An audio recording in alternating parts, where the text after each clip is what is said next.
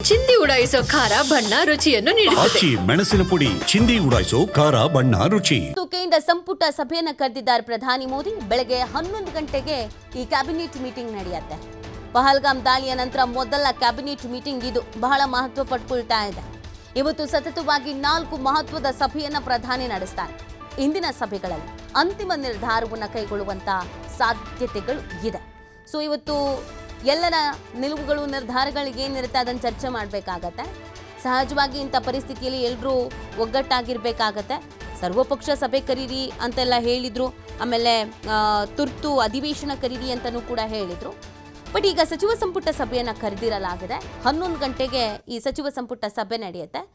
ನಿನ್ನೆ ಎಲ್ಲ ಸೇನಾ ಮುಖ್ಯಸ್ಥರ ಜೊತೆಗೆ ಚರ್ಚೆ ಮಾಡಿದಾರಲ್ಲ, ಇವತ್ತು ತಮ್ಮ ಸಚಿವರುಗಳ ಜೊತೆಗೆ ನಾವು ಯಾವ ಥರದ ನಿರ್ಧಾರ ತೆಗೆದುಕೊಳ್ಬೇಕು, ನಮ್ಮ ಪ್ಲ್ಯಾನ್ ಏನಿದೆ, ನೀವೇನಾದರೂ ಸಲಹೆಗಳನ್ನು ಕೊಡ್ತೀರಾ, ನಾವು ಈ ಸಂದರ್ಭದಲ್ಲಿ ಹೇಗೆ ಹ್ಯಾಂಡಲ್ ಮಾಡಬೇಕಾಗತ್ತೆ, ದೇಶದ ಜನತೆಯ ಜೊತೆಗೆ ನಾವು ನೈತಿಕವಾಗಿ ಯಾವ ರೀತಿಯಾಗಿ ನಿಂತ್ಕೊಳ್ಬೇಕಾಗತ್ತೆ, ಸೊ ಈ ಒಂದು ಪರಿಸ್ಥಿತಿಯನ್ನು ನಾವು ಹೇಗೆ ಎದುರಿಸಬೇಕಾಗತ್ತೆ, ಮುಂದೆ ಯಾವೆಲ್ಲ ಟಾಸ್ಕ್ಗಳು ನಮಗೆ ಎದುರಾಗಬಹುದು, ಇದೆಲ್ಲದ್ರ ಬಗ್ಗೆ ಚರ್ಚೆಯನ್ನು ಮಾಡಬೇಕಾಗತ್ತೆ. ಸೊ ಆ ಕಾರಣಕ್ಕಾಗಿ ಈ ಕ್ಯಾಬಿನೆಟ್ ಮೀಟಿಂಗನ್ನು ಕರೆದಿರೋದು. ಈ ಪಹಲ್ಗಾಮ್ ಅಟ್ಯಾಕ್ ಆದ ನಂತರ ಮೊದಲ ಕ್ಯಾಬಿನೆಟ್ ಮೀಟಿಂಗ್ ಇದಾಗಿರೋದ್ರಿಂದ ಸಹಜವಾಗಿ ಪ್ರಶ್ನೆಗಳು ಹುಟ್ಕೊಳ್ತಾ ಇದೆ. ಏನು ಚರ್ಚೆ ಮಾಡ್ಬೋದು, ಏನು ನಿರ್ಧಾರವನ್ನು ಕೈಗೊಳ್ಬೋದು ಅಂತ. ಈಗಾಗಲೇ ಅನೇಕ ಕೇಂದ್ರ ಸಚಿವರುಗಳು ಒಂದೊಂದು ಸ್ಟೇಟ್ಮೆಂಟ್ಗಳನ್ನು ಕೊಟ್ಟಿದ್ದೂ ಇದೆ. ಸೊ ಅವ್ರಗಳ ಅಭಿಪ್ರಾಯಗಳಿಗೇನಾಗಿರುತ್ತೆ, ಅನಿಸಿಕೆಗಳಿಗೇನಾಗಿರುತ್ತೆ, ಸದ್ಯ ನಮ್ಮ ಡಿಸಿಷನ್ಗಳಿಗೇನು, ಅದನ್ನು ಜನರಿಗೆ ತಲುಪಿಸೋದು ಹೇಗೆ, ಈ ಸೆನ್ಸಿಟಿವ್ ವಿಚಾರವನ್ನು ಹ್ಯಾಂಡಲ್ ಮಾಡೋದು ಯಾವ ಥರ, ಪಾಕ್ ಮೇಲೆ ಯುದ್ಧ ಅಂತ ಹೇಳಿದ್ರೆ ನಮ್ಮ ಬಳಿ ಸಾಮರ್ಥ್ಯ ಇದೆಯಾ, ಅದಕ್ಕೆ ನಾವು ಯಾವ ಥರ ತಯಾರಿ ಮಾಡ್ಕೊಳ್ಬೇಕಾಗತ್ತೆ, ಹೇಗೆ ನಾವು ಸನ್ನದ್ಧವಾಗಿದ್ದೀವಿ ಮಾನಸಿಕವಾಗಿ, ಮುಂದೆ ಏನೆಲ್ಲ ಎದುರಾಗಬಹುದು, ಅದನ್ನು ಯಾವ ಥರ ಎದುರಿಸಬೇಕಾಗತ್ತೆ, ಇದು ಇಡೀ ಕ್ಯಾಬಿನೆಟಿಗೆ ಗೊತ್ತಾಗಬೇಕಾಗತ್ತೆ. ಒಂದು ದೇಶ ಅಂತ ಬಂದಾಗ ಆ ಕ್ಯಾಬಿನೆಟ್ನ ಮೀಟಿಂಗ್ ನಿರ್ಧಾರಗಳು ನಿಲುವುಗಳು ಕೂಡ ತುಂಬಾ ಇಂಪಾರ್ಟೆಂಟ್ ಆಗುತ್ತೆ. ಸೊ ಹಾಗಾಗಿ ಇವತ್ತು 11 ಗಂಟೆಗೆ ಈ ಸಭೆ ಕರೆದಿರೋದು. ಈ 11 ಗಂಟೆಯ ಸಭೆಯಲ್ಲಿ ಏನು ಚರ್ಚೆಗಳಾಗುತ್ತೆ, ಏನು ನಿರ್ಧರಿಸ್ತಾರೆ, ಫೈನಲ್ ಔಟ್ಪುಟ್ ಏನು ಬರುತ್ತೆ ಅನ್ನೋದು ಬಹಳ ಇಲ್ಲಿ ಮುಖ್ಯ ಆಗುತ್ತೆ. ಮಾರಥಾನ್ ಮೀಟಿಂಗ್ಗಳನ್ನು ಪ್ರಧಾನಿ ನರೇಂದ್ರ ಮೋದಿಯವರು ಮಾಡ್ತಾ ಇದ್ದಾರೆ. ಸೇನಾ ಮುಖ್ಯಸ್ಥರುಗಳ ಜೊತೆಗೆ, ಅಧಿಕಾರಿಗಳ ಜೊತೆಗೆ ರಕ್ಷಣಾ ಸಚಿವರ ಜೊತೆಗೆ, ಹಾಗೆಯೇ ಈಗ ಕ್ಯಾಬಿನೆಟ್ ಮೀಟಿಂಗ್. ಈ ಎಲ್ಲರ ಚರ್ಚೆಗಳು, ನಿಲುವುಗಳು, ಅಭಿಪ್ರಾಯಗಳು ಇಡೀ ದೇಶ ಒಂದಾಗಬೇಕು ಈ ಸಂದರ್ಭದಲ್ಲಿ.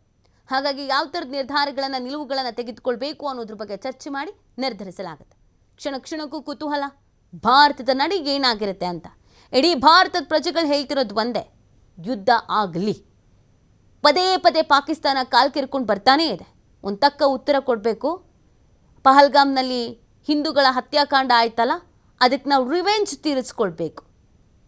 ಪ್ರತ್ಯುತ್ತರ ಅಂತ ಏನು ಹೇಳ್ತೀವಿ ಅದನ್ನು ನೀಡಲೇಬೇಕು, ಕೌಂಟರ್ ಅಟ್ಯಾಕ್ ಮಾಡಲೇಬೇಕು. ಸೊ ಹಾಗಾಗಿ ಈ ಯುದ್ಧ ಅಂತ ಹೇಳ್ತಿರುವಂಥ ಸಂದರ್ಭದಲ್ಲಿ ಅದಕ್ಕೆ ನಮ್ಮ ದೇಶ ಸಿದ್ಧವಾಗಿದೆಯಾ ಅನ್ನೋದು ಬಹಳ ಮುಖ್ಯ ಆಗುತ್ತೆ.